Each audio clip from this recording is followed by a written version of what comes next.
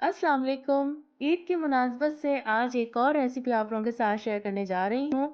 ये है Saudi mutton कब्सा और बहुत ही आसान तरीके से बनाया जाता है। इसमें डलने वाले सारे इंग्रेडिएंट्स बआसानी हर वक्त आपके किचन कैबिनेट में मौजूद होते हैं। अरब ममालिक में ख़ास मौक़ों और त्योहारों पर इस डिश को बना के सर्व किया जाता है। इसके साथ ये रेड चटनी, इसकी तरकीब भी आज की इस वीडियो में शामिल है। तो फिर आइए शुरुआत करते हैं। पहले मरहले की जानिब चलते हैं और यहाँ पर हमने क्या करना है कि ऑयल ले लेना है तकरीबन 1 कप के करीब और उसमें बिल्कुल बारीक कटी हुई प्याज शामिल करनी है। ये 4 से 5 अदद प्याज है, बहुत ही बारीक काटी है और इसको हम फ्राई कर लेंगे। बेहतरीन प्याज फ्राई करने का तरीका यही है कि आप चमचा मुस्तकिल चलाते रहिए, आंच मीडियम टू हाई रखिए।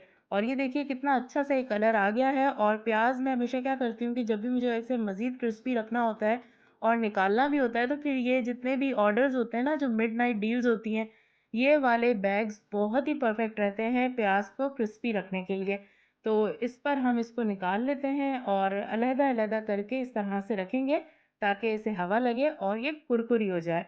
बाकी प्याज हम इसी में रहने देंगे और आँच को हल्का रखते हुए यहाँ हम इसमें गोश्त शामिल करेंगे। ये मटन का लेग पीस है जिसे डीबोन करवा लिया है, यानी कि इसमें से हड्डी निकलवा ली है और ये भी ज़रा फ्रीज़र से निकला है इसलिए थोड़ा जमा हुआ है। इसे हमने हल्की आंच रखते हुए इस ऑयल में डाल देना है। प्याज का ख्याल रखना है बहुत ज़्यादा ब्राउन ना हो जाए। पानी डाल देते हैं थोड़ा सा और उसके बाद इसको कलर जब तक चेंज नहीं हो जाता पका लेंगे 5-10 मिनट। ये कुछ मसाले हैं जो कि कब्सा की जान है और इसमें शामिल है पिसी हुई दालचीनी, काली मिर्च, लौंग, छोटी इलायची, ड्राइड लेमन, नमक, पिसा हुआ लहसुन और ऑरेंज ज़ेस्ट। इन सब की क्वांटिटी यहाँ पर मेंशन है, वहाँ से आप देख सकते हैं। और ये किस तरीके से बनाया जाएगा आइए आपको बताते हैं। करना कुछ यूँ है कि जो किन्नू होता है इसके ऊपर की स्किन आपने बिल्कुल बारीकी से उतारनी है कि सफ़ेद हिस्सा ज़रा-सा भी ना आए, वरना फिर कड़वाहट भी आ जाएगी। इस वक़्त ऑफ सीज़न है, किन्नू बहुत मुश्किल से मिला है, इसलिए सर्दियों में जब मौसम होता है तब आप ये स्किन रिमूव करके सूरज की रोशनी में से खुश्क करके रख लीजिए और सारा साल इस्तेमाल कीजिए। सूखा हुआ नींबू और छोटी इलायची स्पाइस इन्फ्यूज़र में मैंने कुचल के ऐड कर दिया है ताकि ये मुंह में ना आ सके पकने के बाद। और यहाँ पर 2 बड़े साइज़ के टमाटर हैं जिनको बारीक काट लिया है, ये भी हम इसमें डाल देते हैं। आँच को हल्का रखा हुआ है और अब हमने इसकी भुनाई करनी है। इतनी देर भूनेंगे कि जो टमाटर है उनका पानी खुश्क हो जाए और मसाले की शक्ल निकल के आ जाए कुछ इस तरह से। तो ये देखिए अब खुशबू भी बहुत अच्छी आना शुरू हो गई है। आप चाहें तो ऑरेंज जूस भी थोड़ा-सा इसमें ऐड कर दीजिए। और अब हमने बहुत सारा इसमें पानी डालना है ताकि हम आराम से इसको हल्की आंच पर पकने के लिए छोड़ दें ताकि ये बिल्कुल मज़ेदार तरीके से गल सके। तो यहाँ इसको रख देते हैं हम कोई आधे पौन घंटे के लिए। अगर ज़रूरत पड़े तो आप वक्त को बढ़ा भी सकते हैं अपने हिसाब से।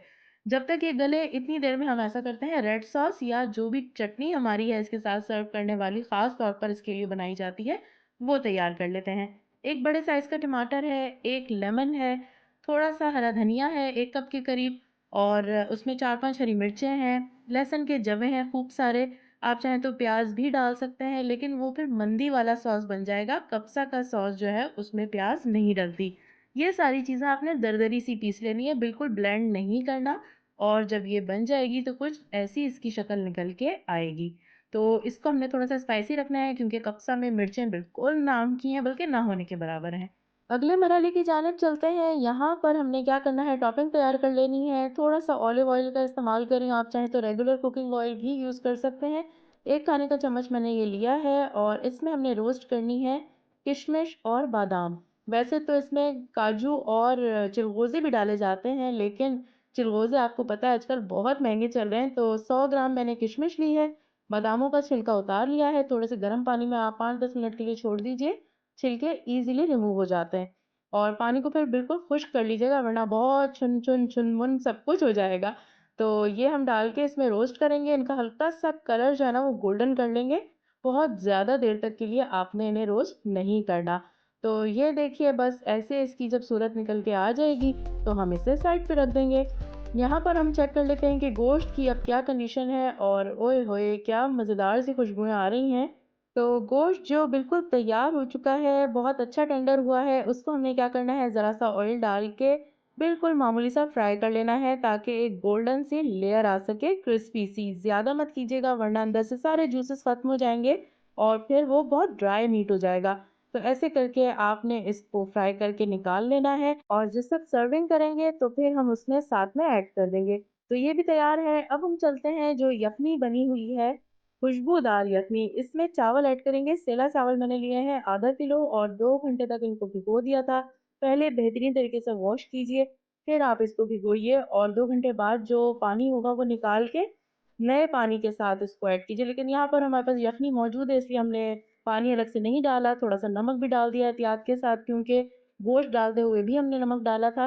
तो नमक का ख़्याल रखना है कहीं डबल ना हो जाए और बस इस तरीके से इसको उबाल लेना है। खुशबू का मैं आपको क्या बताऊँ कि ऑरेंज और लेमन की जो मिल के खुशबू आ रही है ना उसने तो भई कमाल ही कर दिया है। और यूँ ये राइस तैयार हो चुके हैं, सर्विंग कीजिए अपने स्टाइल से। मैं यहाँ पर थाली का इस्तेमाल कर रही हूँ और ऊपर से जो हमने रोस्ट किए थे बादाम और किशमिश वो भी डाल दिए हैं, तली हुई कुरकुरी प्याज़ है, चटनी हम पहले बना चुके थे, ज़ीरे वाले रायते का भी इज़ाफ़ा कर लिया और थोड़ा-सा सलाद भी बना लिया क्योंकि मौसम इस वक़्त गर्म है।